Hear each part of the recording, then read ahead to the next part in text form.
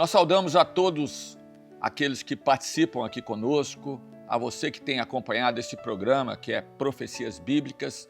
Nós saudamos a todos com a paz do Senhor Jesus. Vocês podem estar observando que nós estamos em um outro cenário e nós estamos gravando agora no estúdio em Brasília. E a partir de agora, deste episódio, nós estaremos aqui em Brasília fazendo a gravação deste programa. Neste episódio, nós vamos abordar um tema muito importante que já foi tratado em seminários na Igreja Cristã Maranata, lá no Manaim de Domingo Martins, que é o Deus deste século. Nós estamos aqui com os pastores Isaías Diniz, a paz do Senhor Jesus, e Edilson Rocha. Saúdo a todos com a paz do Senhor também.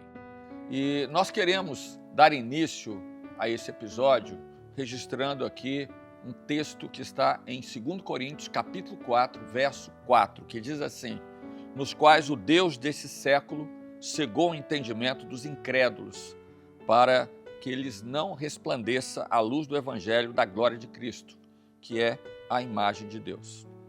Então, nesse episódio, nós vamos falar sobre o Deus desse século. O que seria essa menção que Paulo registra nesta carta aos Coríntios? O primeiro ponto importante para nós observarmos é que a Grécia era um lugar onde os habitantes, estavam acostumados não somente com a filosofia, que era comum, a filosofia clássica, a filosofia cosmológica, mas também com a adoração a todo tipo de Deus. Então, era uma cultura extremamente panteísta. Eles adoravam a todos os deuses. E Paulo esteve ali na Grécia e pregou, anunciou o projeto de salvação, o Senhor Jesus, nas praças, e muitos que ouviram ali aquela pregação, eles convidaram Paulo para que estivesse num lugar especial, era o Areópago. Areópago era um lugar que existia ali na Grécia, em Atenas, onde as pessoas se reuniam, filósofos e outras pessoas comuns também, para discutir assuntos relativos à religião, a questões políticas, questões morais. E Paulo então foi convidado para estar ali naquele local. O Areópago está aqui projetado para que todos possam ver, era no alto de uma colina. E o fato é que Paulo, quando esteve ali naquele lugar, ele começou a pregar a partir de um ponto muito importante, porque na Grécia eles adoravam vários deuses. E eles, diante de todos aqueles deuses, Paulo viu aquilo que eles faziam, chamou a atenção de Paulo a um que estava com um registro ao Deus desconhecido. E Paulo vai exatamente utilizar essa menção feita pelos próprios gregos para começar a falar deste Deus desconhecido que os gregos não conheciam. E ele então anuncia ao Senhor Jesus, começa a anunciar o projeto de salvação daquele que criou todas as coisas, que estabeleceu os limites da habitação do homem e que enviou o seu Filho Jesus para nos dar a salvação. Mas o que é importante nós colocarmos é que em toda a Grécia, a adoração a deuses de todos os tipos era algo muito comum. E essa cultura politeísta e panteísta, que era comum na Grécia, estava arraigada em toda a nação e, posteriormente, depois de todos os reinos que Alexandre o Grande também conquistou. Pastor Isaías. Interessante, quando nós falamos sobre os deuses gregos, Paulo faz a menção a um deus com letra minúsculas. E os gregos, eles adoravam a vários deuses, não tinham o entendimento do Deus verdadeiro. Podemos olhar na Grécia vários deuses com formas humanas, com paixões, com sentimentos, e que cuidavam de determinadas situações do cotidiano daquela população. Inclusive, Platão lhe atribuía a criação a um demiurgo. Demiurgo era um artesão divino, alguém que organizou o universo, alguém que modelou e organizou a matéria que já existia no caos para a criação de modelos perfeitos para a vida. Podemos lembrar de alguns nomes como Zeus, e todos eles moravam, podemos dizer, no Monte Olimpo, segundo os pensadores daquela época, Zeus como rei dos deuses, Hera como a rainha dos deuses, tantos outros, Poseidon para cuidar dos mares, Atena para cuidar da sabedoria, das artes, Ares, que era o deus da guerra, Deméter, que era a deusa da agricultura, Apolo como deus da luz do sol, Artemis como a deusa da caça, Hefesto como deus do fogo, Afrodite como a deusa do amor, da beleza, Hermes, que era o deus dos mensageiros, inclusive dos viajantes, dos ladrões e até mesmo da eloquência, Dionísio, deus do vinho, das festas, do teatro e da alegria. E quando o profeta Isaías deixa um registro muito importante no capítulo 44, no versículo 13, que diz bem assim: um carpinteiro estende a régua e emprega a magra, e aplana com o cepilho, e marca com o compasso, e faz o seu Deus à semelhança de um homem, segundo a forma de um homem, para ficar em casa. Hoje acontece da mesma forma. A história se repete, os deuses, os santos, são criados pelo próprio homem, com o objetivo de atenderem às suas necessidades postas pelo próprio homem que o criou. Deus, ele cria o homem.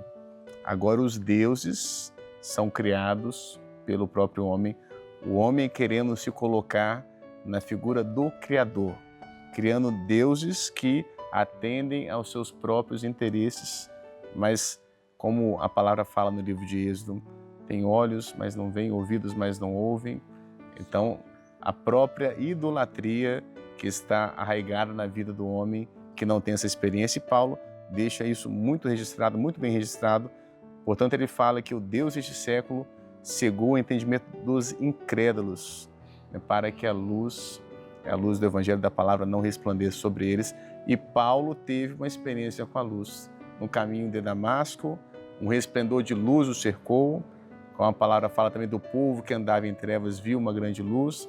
Então a bênção de andar na luz, mas que muitos estão cegos para não enxergar nessa luz, procurando respostas, procurando abrigo e segurança naquilo que eles mesmos criam, deuses que os seguem e vivem conforme a sua conveniência, a conveniência do homem.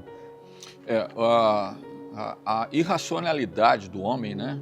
Ela chega a um ponto de criar um Deus para ele e depois colocar diante desse Deus que ele mesmo criou as suas necessidades. É algo completamente inconcebível, é o texto que foi lido aqui pelo pastor Isaías. Mas vamos aprofundar aqui na questão do Deus deste século. Essa expressão é muito importante para nós entendermos essa palavra que Paulo deixou. Pastor Fábio, quando Paulo se refere ao Deus deste século, né, o Deus com letra minúscula, apesar de ele estar escrevendo para os gregos, que Corinto era na Grécia, né, e eles também adoravam muitos deuses, como já foi dito aqui, mas o alcance que o apóstolo Paulo quer mostrar é muito mais além do que isso, né? Não apenas assim. Ele não estava falando apenas de um tempo histórico, um momento cravado na cronologia humana. Não é isso, não é? Mas ele fazia referência a um tempo profético. Nós estamos falando de profecias bíblicas. Era um tempo profético a uma oposição que iria acontecer ao longo do tempo da igreja, da jornada da igreja. Quando o apóstolo Paulo refere ao Deus deste século, Deus com letra minúscula, apesar de ele estar escrevendo aos gregos que tinham muitos deuses, né, ele vai muito além disso, porque ele não estava falando, se referindo a um momento histórico cravado na cronologia humana. Ele fazia referência a um tempo profético, nós estamos falando de profecias, né? A uma oposição que iria acontecer, que iriam vir ao longo da jornada da igreja, tudo que a igreja ia sofrer. Então a palavra século aqui utilizada nesse texto é aion, e aion do grego tem um significado que diz para sempre, idade ininterrupta, e segundo os dicionários aí do grego. Então, quando diz nos quais o Deus deste século, esse século está aion, o termo é aion, né? E o texto que nós lemos aí então. Então, nas escolas filosóficas, sejam elas naturalistas, cosmológica ou antropológica, clássica. Os filósofos, eles discutiam muito, né? Já havia no Areópago aí, era vamos dizer, o local, né, de maior desenvolvimento dessas filosofias. Eles discutiam muito sobre temas com total liberdade. Agora, todos sabiam que a verdade absoluta era inatingível pelo conhecimento humano e pela experiência sensorial do homem. Agora, cada filósofo, ele escrevia e era contestado, e ele reescrevia, e cada dia discutindo entre si. Eles estavam ali, mas eles tinham então uma base muito de uma verdade relativa que poderia concordar com qualquer coisa, mas não cabia tudo, mas eles não concordavam entre eles, nunca concordaram. Então, quando a verdade absoluta, que é Jesus, foi revelada ao mundo, tudo mudou. Então, a partir daquele momento, a ação da filosofia e até posteriormente da teologia foi para se opor ao ministério do Senhor Jesus e posteriormente à jornada da igreja, como nós já falamos aqui. Então, a oposição a partir da partida da igreja tinha o objetivo de cegar o entendimento, e aqui nesse caso tem um termo também grego que é noema, é o significado de percepção mental, pensamento, um propósito maligno até, né? Então, para cegar o entendimento, ou noema, dos incrédulos, para que a luz do evangelho não pudesse resplandecer. Isso ficou muito claro. Então, a expressão Deus deste século, ela estava relacionada ao adversário das nossas almas por meio de uma ação contínua, que é o aion, né, o tempo, e com um único objetivo: impedir a ação da revelação na vida do homem. Agora, tudo isso, essas grandes lutas da igreja se manifestaram desde o ministério do Senhor Jesus. Já no ministério dele, os fariseus queriam prender Jesus por causa do sábado, por causa das curas, da cura do cego de Jerusalém, da cura do cego de Betesda, da ressurreição de Lázaro, né? E aqui o texto diz assim, olha, ora, os principais dos sacerdotes e os fariseus tinham dado ordem para que, se alguém soubesse onde ele estava, o denunciasse para o prenderem. Lá em João, Evangelho de João, capítulo 11, verso 57. Também no primeiro século, as primeiras perseguições, né? Em Listra, quando o Senhor curou o varão leso dos pés e coxo, os judeus foram lá e convenceram a multidão a apedrejar Paulo. E qual foi a razão? Por causa da pregação de Paulo. Qual era o objetivo? Impedir que a luz, a revelação de Jesus, pudesse operar. Então, tudo isso dizendo aos varões, né? Por que fazeis essas coisas? Nós também somos homens, como vós, sujeitos às mesmas paixões, e vos anunciamos que vos convertais dessas vaidades ao Deus vivo, que fez o céu e a terra e o mar e tudo quanto há neles. São expressões muito claras do apóstolo Paulo, falando do poder de Deus, da revelação de Jesus, né?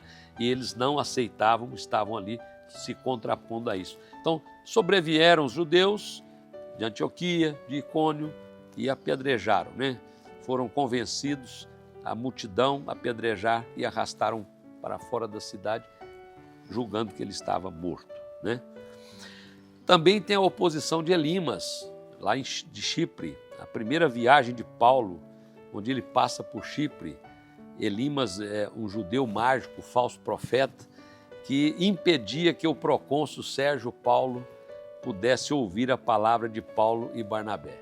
Então, a oposição, até mesmo com as autoridades locais, que tinham até interesse, demonstraram interesse pela palavra, né? E aqui vai, né? Mas resistia-lhes Elimas, o encantador, é o que diz o texto. O amor ao presente século é uma outra oposição clara. Quando o Paulo escreve a Timóteo, ele fala de Demas, e diz assim, Demas amou o presente século. O texto ele utiliza a mesma palavra que é aion. Quando fala o presente século, está falando da vida no mundo, né? de uma maneira geral, porque Demas me desamparou, amando o presente século, Aion, como nós já falamos, e foi para Tessalônica, Crescente, para a Galácia, Tito para a Dalmácia. Esses pontos fundamentais mostram o que é o Deus deste século, qual é o objetivo, qual é a real finalidade dessa operação para cegar aqueles que querem, muitas vezes, ouvir a palavra de Deus e conhecer o mistério de Jesus. Amém. E essa oposição, ela continua, né? Como foi colocado, aquilo que Paulo escreveu aos Coríntios, né, se aplica à nossa vida de uma forma muito clara, porque nós estamos vendo essa oposição que tem sido crescente e muitas vezes dentro do próprio Evangelho, algo que vem quando a cultura se sobrepõe àquilo que é a ação do Espírito Santo, você começa a ter uma oposição, né? Muitas vezes as mentes são crucificadas, né? Então você pega com uma pregação cultural, conhecimento humano, é um evangelho que não leva ninguém a uma experiência e acaba cegando o entendimento daqueles que estão ouvindo. Paulo vai dizer exatamente isso na carta, a primeira carta que ele escreve aos Coríntios, capítulo 2, verso 1, que diz assim: "E eu, irmãos, não vim ter convosco com palavras persuasivas de sabedoria humana." Ele fala isso ali de uma forma clara, ou seja, com sublimidade de palavras, porque é com demonstração de espírito e poder. É tudo isso que o homem quer ouvir. A alma, ela se nutre não daquilo que é da razão, do conhecimento. A alma se nutre da revelação de Deus. O intelecto não, se nutre de conhecimento e não há nenhum mal nisso. Mas para alcançar a bênção da salvação, é só a alma cheia da presença da operação do Espírito Santo. Um outro detalhe, as influências do mundo. Nós estamos vendo, né, as influências desse consórcio, né, da carne do adversário na vida das igrejas. Quando Paulo escreve aos Romanos, ele diz assim: olha, não vos conformeis com esse mundo, mas transformai-vos pela renovação do vosso entendimento, para que possais experimentar a boa, perfeita e agradável vontade de Deus. Ou seja, é não se conformar, não se tomar forma desse mundo. Há um outro aspecto também, a situação da permissividade, da tolerância com o pecado, né? A permissividade e a tolerância com o pecado tem sido um grande estrago na vida das igrejas que professam o nome de Jesus. E a palavra do Senhor vai dizer assim: olha, o Senhor conhece aqueles que são dele, e qualquer que profere o nome de Cristo, aparte-se da iniquidade. Está em 2 Timóteo capítulo 2, verso 19. E um fato que tem ocorrido muito, que tem crescido, uma situação, é o crescimento do ateísmo, que é uma grande barreira também para impedir que o homem possa ter uma experiência com o Senhor. É o materialismo no sentido daquilo que o ateísmo traz. Não há Deus, Deus é um Deus distante, é um demiurgo, como foi colocado aqui pelo pastor Isaías, é aquilo que os filósofos preconizaram, um Deus que criou todas as coisas e foi embora e deixou tudo isso. Mas nós não cremos nesse Deus e Deus tem se revelado de outra forma, através do seu Filho, porque é aquele que criou, mas aquele que remiu o homem do seu pecado, para nós estarmos com ele um dia na eternidade. Pastor Isaías, alguma colocação? Interessante que o Deus deste século, criado pelo homem, é algo da imaginação do homem, é algo finito, mas o nosso Deus é aquele que é de eternidade em eternidade, que é de geração em geração, que ama a vida do homem, e por isso mesmo temos que ter muito cuidado, porque é essa influência do mundo querendo entrar nas igrejas, no coração até de alguns servos, mas nós não estamos cegos. Nós temos a cada dia a luz do Senhor, nós compreendemos de onde nós viemos, para onde nós estamos indo, nós compreendemos que o Senhor nos ama, que tem uma bênção para as nossas vidas, por isso que tudo que nós precisamos vem do Senhor, tudo que vem do Senhor é bom para nós, por isso que alguns até podem falar que Jesus está vivo, mas vivem como se ele tivesse morto. Mas nós sabemos que ele vive para todo sempre e que ele voltará para buscar a nossa igreja. Por isso que não é um século, o convite para nós é uma vida eterna. E nós não temos como mensurar o que é uma vida eterna, qual é o tamanho desta vida, mas é a vida que não se encerra com um século, é uma vida eterna. Por isso o Senhor tem nos dado, a cada dia, nos encontrou para nos dar esse acesso a essa vida e uma vida em abundância. É aquilo que o olho não viu, né? Que o ouvido não ouviu, que não subiu ao coração do homem, é o que Deus preparou para aqueles que o amam. Pastor Edilson, uma palavra? É impressionante, né? Como que ao longo de todos os tempos, né? A profecia vai se cumprindo, vai nos alcançando também. E nós podemos ver assim, que cada dia que passa, fica mais difícil o evangelho ser absorvido ou aceito por um homem que está rebelde, numa situação tão difícil para crer na salvação. A missão da igreja é a perseverança, é permanecer firme no propósito do Senhor, não abrir mão da herança, né? E saber fazer valer tudo aquilo que o Senhor nos deixou. Porque quando a igreja ela persevera, ela trabalha, ela profetiza, ela ora, ela clama ao Senhor, ela está remindo o tempo. E o tempo é profético, né? O Senhor Jesus vem para buscar a sua igreja. Pastor Fábio, lembrei inclusive que a verdade relativa, ela é contestada ao longo dos séculos. Filosofia, tantas outras coisas. Mas a verdade absoluta, que é o Senhor Jesus, ela é confirmada com o tempo. Porque cada dia mais está claro e conseguimos visualizar com tanta clareza a confirmação dos sinais que apontam para a volta do Senhor Jesus. Então, a verdade absoluta se confirma com o tempo. A relativa, ela é contestada, desmentida e mudada ao longo do tempo. Nosso Senhor mesmo. A critério do homem, da razão, da temporalidade. Cabe tudo. Mas é isso, nós estamos encerrando aqui esse episódio. Despedimos aqui do pastor Edilson Rocha. Prazer estar conosco aqui, todos nós. Paz do Senhor. Pastor Isaías Diniz. Uma alegria novamente estar nesse programa e a paz do Senhor Jesus. E que o Senhor abençoe a todos. Continue conosco. A paz do Senhor.